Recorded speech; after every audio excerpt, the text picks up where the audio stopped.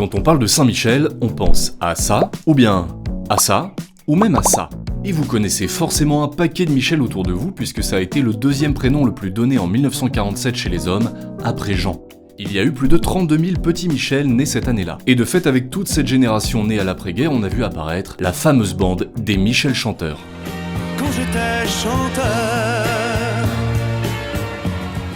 Ils sont tous nés dans les années 40 et ont fait une grosse carrière. Le prénom Michel est donc très associé à cette génération du baby-boom et au fil du temps, il s'est presque imposé comme une étiquette sociale d'un sociotype particulier. Exemple avec cette chanson d'Oldelaf. Des mocassins en croco, une moustache, une fuego, Saint-Michel. Ou encore...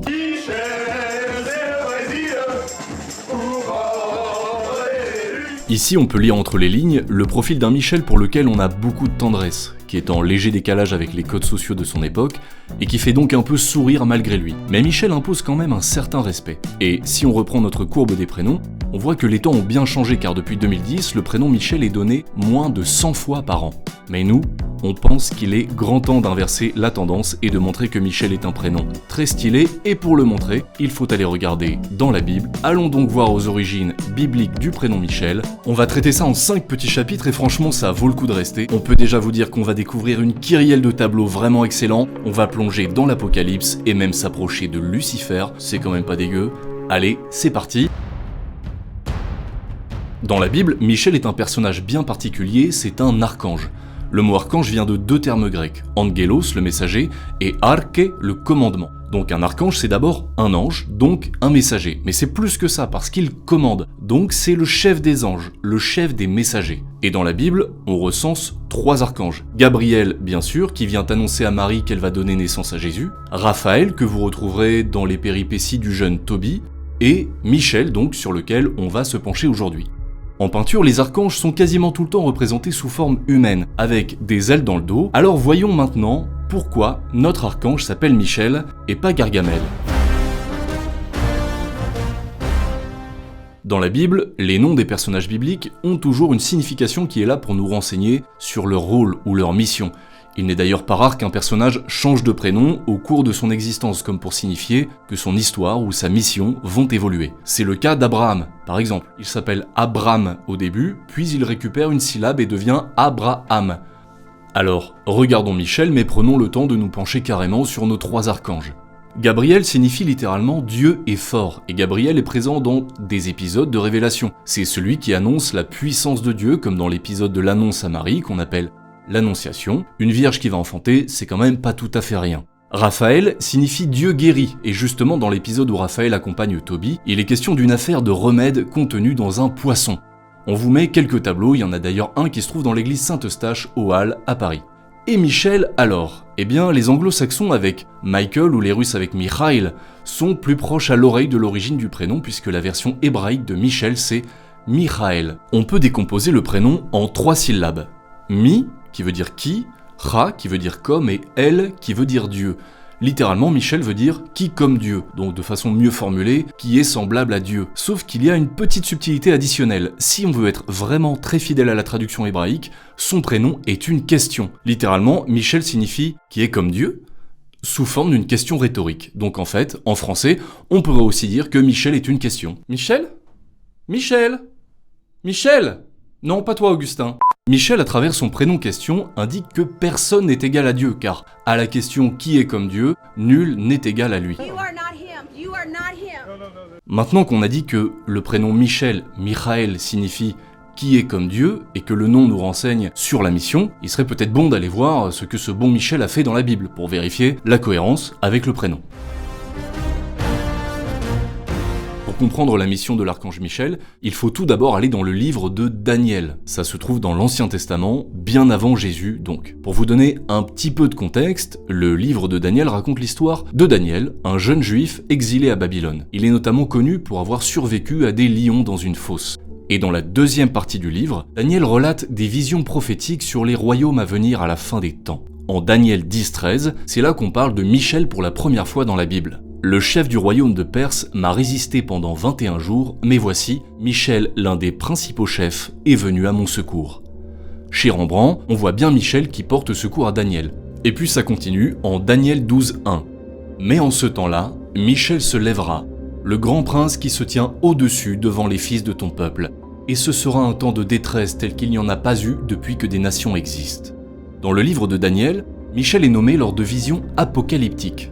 Attention au moment vocabulaire, au sens biblique du terme, le mot apocalypse désigne non pas des visions d'horreur et de catastrophes sur la fin du monde, la définition moderne du mot apocalypse, comme dans Apocalypse Now, mais des visions symboliques relatives à la fin des temps. Dans le vocabulaire théologique, on parle aussi de visions eschatologiques qui nous renseignent sur les fins dernières de l'homme. Et dans la Bible, le livre par excellence qui regroupe des visions relatives à la fin des temps s'appelle le livre de l'Apocalypse, ce qui veut dire révélation en grec. En anglais d'ailleurs, on a gardé le terme Book of Revelations, il s'agit du tout dernier livre de la Bible. Après son apparition dans le livre de Daniel, voyons si Michel fait bien partie du casting. On attribue le livre de l'Apocalypse à l'évangéliste Jean, qui est transporté au ciel et rapporte plusieurs visions. Elles décrivent la fin des temps au moyen de grandes descriptions symboliques. Alors, il y a plusieurs temps dans cette vision. Il y est question d'un trône, d'un agneau ouvrant un livre scellé de 7 sceaux et de 7 trompettes qui sonnent des fléaux un peu comme les 10 plaies d'Égypte avec Moïse. Bon, globalement à ce stade, ça donne pas hyper envie de vivre dans l'univers décrit dans le livre de l'Apocalypse. Sauf que, arrive le chapitre 12, et justement, lisons les 6 premiers versets. Un grand signe apparut dans le ciel, une femme ayant le soleil pour manteau, la lune sous les pieds et sur la tête, une couronne de 12 étoiles. Elle est enceinte, elle crie dans les douleurs et la torture d'un enfantement. Un autre signe apparut dans le ciel, un grand dragon, rouge feu, avec 7 têtes et 10 cornes, et sur chacune des 7 têtes un diadème. Sa queue, entraînant le tiers des étoiles, les précipita sur la terre. Le dragon vint se poster devant la femme qui allait enfanter, afin de dévorer l'enfant dès sa naissance. Or, elle mit au monde un fils, un enfant mâle, celui qui sera le berger de toutes les nations, les conduisant avec un sceptre de fer. L'enfant fut enlevé jusqu'auprès de Dieu et de son trône. Et la femme s'enfuit au désert, où Dieu lui a préparé une place pour qu'elle y soit nourrie pendant 1260 jours. Ici, on croirait découvrir un univers héroïque fantasy, car on est vraiment dans le langage symbolique proposé par l'Apocalypse de Jean. Donc faut essayer de décrypter pas à pas. On va s'arrêter sur les 3 personnages clés de l'extrait. Personnage 1, la femme. Une femme couronnée de 12 étoiles d'or. L'interprétation la plus souvent retenue est que cette femme est la Vierge Marie.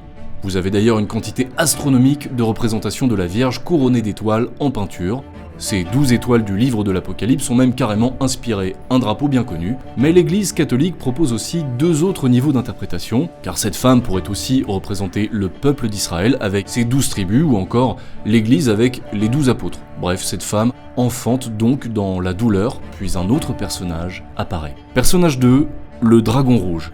On va pas trop entrer dans le détail ici car on va mieux comprendre par la suite ce qui est symbolisé par ce dragon rouge. Toujours est-il que le dragon se poste devant la femme pour essayer de becqueter le nourrisson, et sans surprise, le nourrisson, c'est Jésus-Christ. Jésus-Christ est ici, pour les chrétiens, l'accomplissement de la promesse de Dieu qui vient s'incarner parmi les hommes et qui est menacé dès sa naissance. Ça se retrouve d'ailleurs très nettement dans l'histoire de Jésus, puisque dès sa naissance, la Sainte Famille doit fuir en Égypte car le roi Hérode veut faire tuer Jésus, comme le raconte l'évangile de Matthieu. Donc si on résume, un dragon vient tourmenter, menacer et empêcher les projets de Dieu, et là on se dit, il est où mon Michel ? Justement, il arrive, lisons la suite au chapitre 12 de l'Apocalypse, des versets 7 à 9. Il y eut alors un combat dans le ciel. Michel, avec ses anges, dut combattre le dragon. Le dragon lui aussi combattait avec ses anges, mais il ne fut pas le plus fort. Pour eux désormais nulle place dans le ciel. Oui, il fut rejeté le grand dragon, le serpent des origines, celui qu'on nomme diable et Satan, le séducteur du monde entier. Il fut jeté sur la terre et ses anges furent jetés avec lui.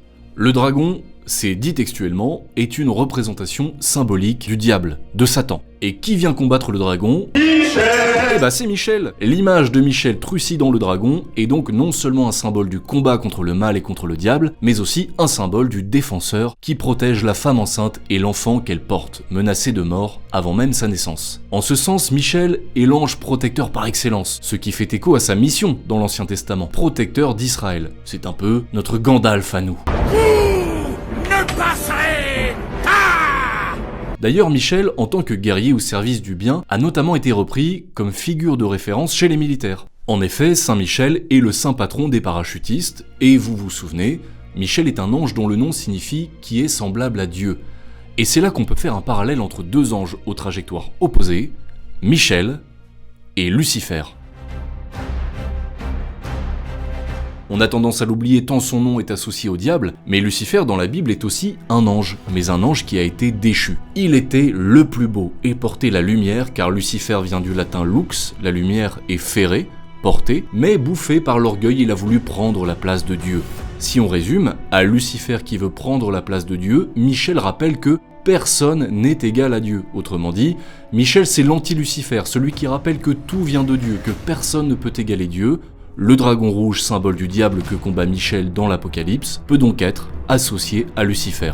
Si vous vous baladez au musée ou dans une église, ouvrez bien les yeux et regardez si vous ne voyez pas un type avec des ailes portant une épée, un bouclier et qui écrabouille un dragon sous le pied. C'est Saint Michel, l'archange. Derrière un nom qui sent bon la douceur et la fleur des champs, en fait, Michel est un sacré badass.